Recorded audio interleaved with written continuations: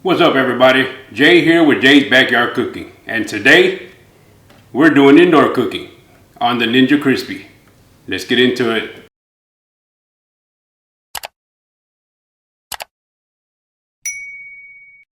So what we have today is sweet potatoes and bone-in chicken breast.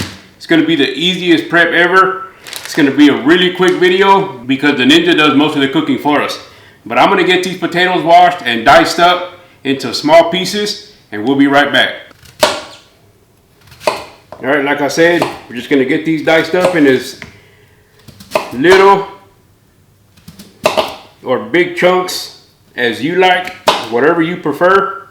Doesn't really matter. Throw them in there in the bottom. Yeah, that makes for some pretty easy work. We'll take care of the dishes real quick and throw those away. I'm going to go in with some EVO.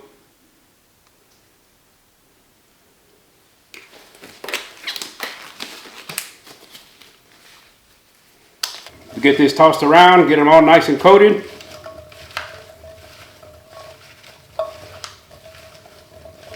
Quite a bit of potatoes, maybe two potatoes was a little overkill. But we're going to go in with some pepper, not too much, or to taste, and some salt. Get that mixed up, tossed around a little bit. Make sure they're all coated with that EVO, the olive oil. And then one thing that I learned when making this dish that I'm making today is you gotta get the potatoes a head start before the chicken, because the potatoes take a little longer than what the chicken does. So we're gonna get this started. Pretty easy. Set that on top, plug it up of course, and then to this we're just gonna hit the mode, air fry. It's already set to 10 minutes. We're gonna start that up. And while that's going, let's get the chicken started. Alright, so with all of my chicken, I don't know why I have a fascination with the mustard, but I feel like the mustard, my wife feels like the mustard gives it a taste that, I mean, you really can't taste the mustard. I can only imagine it's the tanginess or something. But pour as much or a little bit of mustard into the baggie here. Get it tossed around, make sure that it gets nice and coated. Then from there, I'm not going to bore you with the seasoning part of it. Pepper, salt, and paprika paired with the mustard, for us is golden. So that's what we're going to run with. Alright, 10 minutes into it. We'll take this off. Be careful because it does get hot. We'll give these a little toss. They're starting to feel already getting soft. So that tells me that we're okay to go ahead and put the chicken in. Again, nothing too fancy with the chicken. I'm gonna start with the bone up just because, no particular reason why. Right on top. I'm gonna put the lid back on. This time we're gonna set the mode to air fry, and we're gonna raise it to 12 minutes. Again, I'm not gonna bore you with all the particulars. We're gonna go 12 minutes on this side, 12 minutes on the other side. We're gonna tip it, and we'll be back.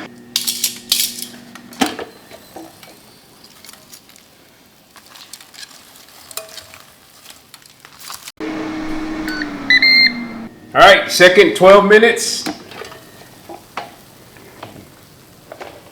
You can see potatoes getting nice and crispy, nice and soft at the same time. We keep moving those around. And then one thing when we're cooking chicken is we always want a temp. What we're looking for is the internal temp of about 165. So we'll find the meaty part. We're at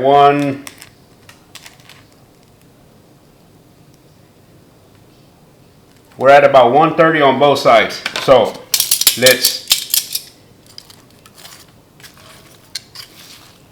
get these moved around, and then we're going to flip the chicken back over, and we're going to let it go for another 10 minutes.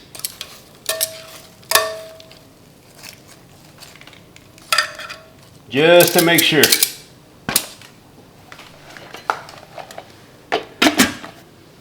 Go back to air fry. Fire it back up. All right, that last 10 minutes did the trick. See, we got them out. They're at a nice 170, 175. internal temp the potatoes to perfection. I'm gonna get this served up and we're gonna eat. If you like what you saw here, please do me a favor and hit that subscribe button. Hit that like button and comment. Anything helps. Also, the Ninja Crispi, I'll have it linked in the comments below. Check it out. Make for some easy work. We'll see you next time. You know, today I didn't fire up the smoker. I didn't light a chimney of charcoal. And I sure didn't stand outside melting in the Texas heat. Instead, I let the Ninja Crispi earn its keep.